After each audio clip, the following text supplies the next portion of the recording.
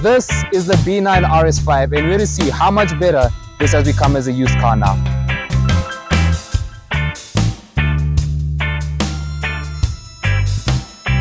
Okay guys, we are now with the stunning Audi RS5 B9 and it is a sportback, so it is 4 doors, which we will get to in a second. But we are coming to the front of the car now to just start off with the design of the car. Now obviously coming to the front, you have a very aggressive front end, which is known to the RS products of Audi. Now you do have your RS5 badging here to say that it is RS5 and the unique Audi RS styled front grille. This along with a bigger front splitter and some really big air intakes here, obviously to feed that massive 2.9 litre twin turbo V6, which we'll get to in a bit. Now you have some really nice arches. These are on the A5 as well, but they are enhanced on the RS5 just because of the overall presence. Now along with what Matt Watson would say, if we use the stick of truth here, you can see that these are not real vents, which is a bit, you know, us as car guys, we aren't really the happiest about it, but it does look quite cool. So we'll forgive Audi for it because the rest of the car is absolutely stunning. Now you get these massive alloy Audi RS wheels, almost fan-based, looking like you are going fast even when you're standing still, with the massive 8-piston caliber RS performance brakes. And then we just come to the side of the car. Now obviously you can see it is the 4-door, so it doesn't slant down from here downwards as if what the 2-door would, and it is 4-door, which actually is very reminiscent of the brand new Audi A5 and S5, which is taking over the new A4 in a sense. And so it is just lovely to look at. I mean, you have this really nice line running from the front of the car all the way back here that is on the A5s, as well as a nice dip, and then your side skirt from the Audi RS models. Then heading to the back of the car here, as you can see, that line continues from the front all the way to the back of this car, and it is just stunning. Now the fenders are wider and the car is quite a bit lower than even the S5 of this range, and it just makes the car stand out. It has a big road presence, especially in this color. You do have, however, some more fake ventry here, which is more for aesthetic reasons, and a lovely black spoiler here, which you can option in carbon fiber.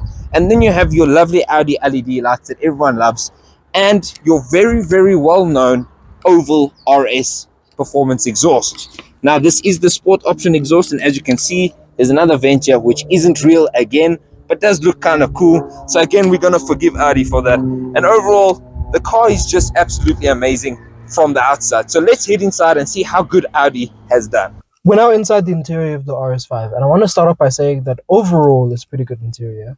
I normally rate it, I wouldn't say very highly, but I'd say it's above average. It's pretty good. I am nitpicking here, and I want to start off by saying that it's only because, number one, there are better interiors that Audi had made at around the same price. Number two, for the price that this car was new and also with its competitors, you can get a lot of stuff standard that aren't here. Like, for example, actually, let me turn the car on. First of all, the start-stop button is over there. You don't have a USB-C ports over here. This car is a 2019-2018 model, which is round about when it was introduced. It came in South Africa. That's just because it's low fuel. Anyway, it came in South Africa in around 2019, which meant that you would have started seeing USB-C being introduced a lot. So I will give them a pass there, and especially since that came into the facelifted cars. Only reason why I want to say this is because that's something you'd expect from a car like this. Another thing is we would expect a touch screen system over here. Instead, what you do have to do, similar to what Lexus would do with their systems, is that you'd have to use the scroll over here. Some people prefer it. If you are used to other cars like maybe an Audi TT, then you might be used to that system, but it's not everyone's cup of tea, is what I'd say. A lot of people would prefer that you would also have some sort of touch functionality here, especially that you get that, especially since you get that in an M3. Moving on over here, this is probably my favorite bit in the entire interior, let me say that, because you do have this navigation over here and this digital cockpit over here where you have your navigation in the middle, and then you also have your rev counter and your speedometer on the side. Obviously, you get everything else on the other sides, like your fuel over here, and then temperature and whatnot. You also get your cruise control down here. You got your paddles over here and your stalks that you need. Over here, you have different buttons to be able to control the system from the digital gates cluster over here, and then you also have your radio controls, voice controls, navigation, whatnot. You get your RS badge over here, your red stitching with your Alcantara around the steering wheel. You also get some Alcantara on the gear selector with your RS badging down there, and then your usual, park, brake, whatnot. You also get a volume button over here to be able to control for the infotainment system. Obviously, you get your HVAC down over here with drive select and all your other things down there with an on and off for the infotainment system.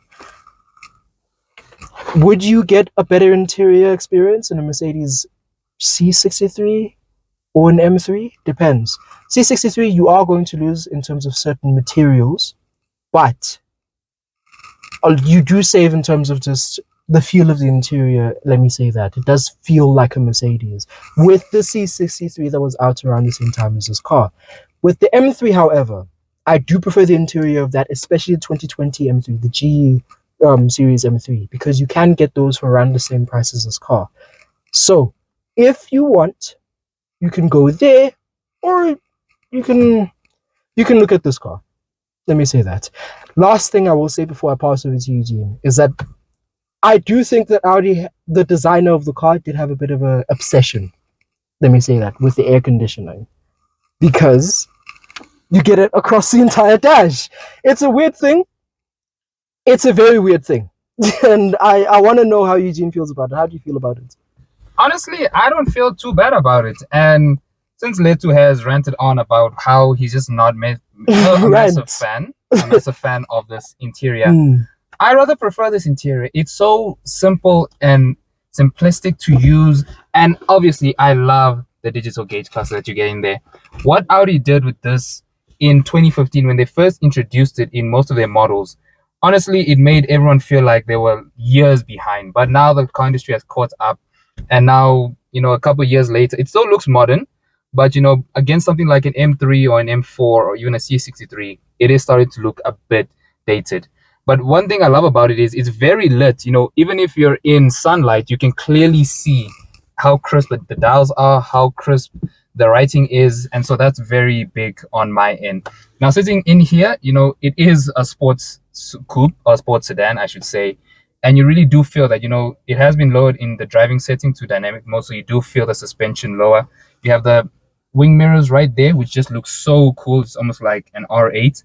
And another benefit that you get in this car, and what's so nice about Audis, is they make the interior just feel so roomy and so spacious inside. So this is literally me stretching my legs fully, and I am in my normal driving position. Although when I do sit like this, you can see that my knees are a bit high, but that's fine. It's nothing to complain about as much. But it's so nice to literally stretch out your legs as wide and as far as you can see. And we also did forget to touch on some of the storage in here. So as you can see, the cubby holes, it's not the best, but it's literally what you need. It's what's needed in this interior. And obviously you get the B&O sound system, which is unbelievable in this car. It really is unbelievable. So now let me just pass it over to Matteo to tell you what it's like in the rear seats. We are now in the back of the RS5. And I must say, it is really spacious, especially being the sport back, meaning it's got 4 doors. It's not a 2-door with 4 seats. It is a 4-door with 4 seats. And you can have 5 because there is a middle seating here. If you didn't want the middle seating, thanks to Audi, it isn't just a simple pull. Actually is a push release here and comes down. You have a lovely stitched leather armrest here. One complaint might be that you don't actually get cup holds here, just like you get in quite a few other cars. But it's not the biggest issue because this car is made to go fast, not to drink juice in the back of it. So speaking about the rear, the interior is just lovely. Audi does it really, really well. We were just talking about Letu's in his preferred driving position, and we've tested, this is about 6 inches of leg space that I've got here. And if you look at head space, it's near enough the same. You can pretty easily fit a near enough 6-foot person in here, and they should fit quite comfortably in, which is a big plus. Now, all the materials are really nice. This is soft touch. You've got a nice Alcantara suede running through here. There's really nice detailed metal over here. And one thing I'd really like to touch on is how Audi always integrates the door handles into the actual door, where they just flow so nicely, but they are also easily accessible, easily usable. Now, underneath here, you do have some LED lighting that come on when the car is switched on, that do come in red because we're in dynamic at the moment, and that almost matches the tone of the rest of the car. Now, if you check the seats here, you do have the Audi RS stitching. These seats are the same stitch as what you got on the front of your sports seats here, and they are just really, really nice. Nice to look at and nice to sit in. They hug you in quite nicely. They're really comfortable. They're made really well. And one thing the boys actually forgot to touch on, which we'll touch on when we're driving, is these actually have the massaging seat upgrades, which is really nice. So overall in the back of this, it is just fantastic. Now, I did want to touch on, there are some older, or I should say, you can feel this car is that tad bit older than what the modern cars are. You don't have any USB-C or USBs, as a matter of fact, on the back here. This is button-controlled aircon at the back as well. And then you do have button press lighting at the back here, which isn't a big issue, but you do realize that now this car is 6 years old. Now you get a lovely display of the sky there with your sunroof. And one more thing to touch on, which we found quite quirky, is actually in the glove box. So I'm going to hand it over to Eugene to just check it out right now.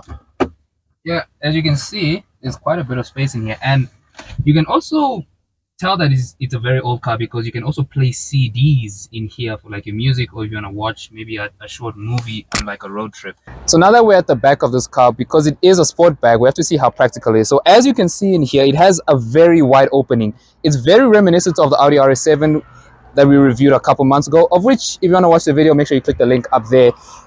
And you also do get a spare wheel, because after all, it is a family car, and you also want to be rest assured that whenever you're driving anywhere, if something happens, yours is going to be taken care of.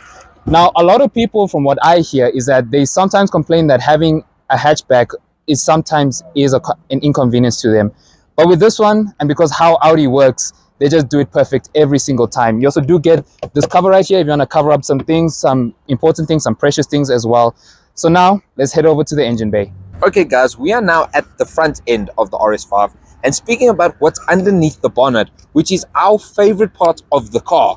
Now underneath the bonnet of the RS5 is a 2.9 litre V6 twin turbo pushing out 444 horsepower, which is 331 kilowatts and 600 newton meters of torque. Now weirdly enough, this is actually the exact same power figure as what was in the previous generation 4.2 litre naturally aspirated RS5, and Audi has kind of kept it.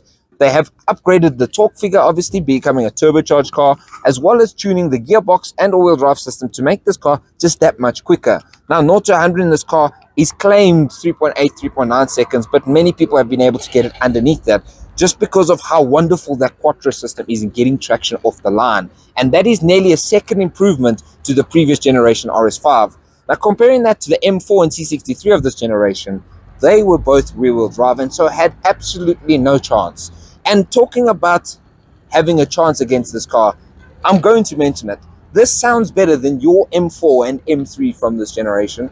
That motor in those cars are way too overused now, and they sound raspy.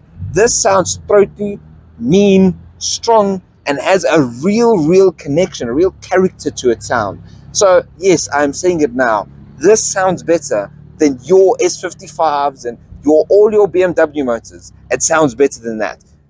Talking about the C63 motor, then it becomes a tough competition because Merc actually did things right back then and had a V8 in their car, unlike now.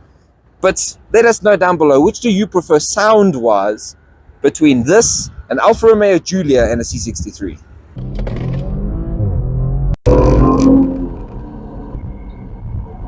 And that's what it's like when you floor the car. So we're here inside we're riding along in the RS5.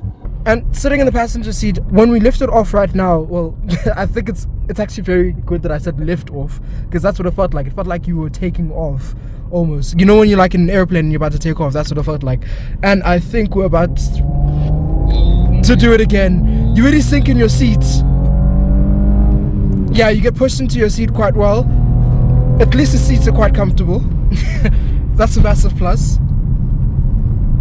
And those brakes work really well. Oh yeah, no they do. Very much. And in the rear seats, yeah, you feel those exhausts even more. It sounds wonderful back here, and that's where I will stick to the point that this sounds better than your M4 from the same generation. Yes. Even the current M4 sound. I don't care what you Beamer boys want to say, this sounds great.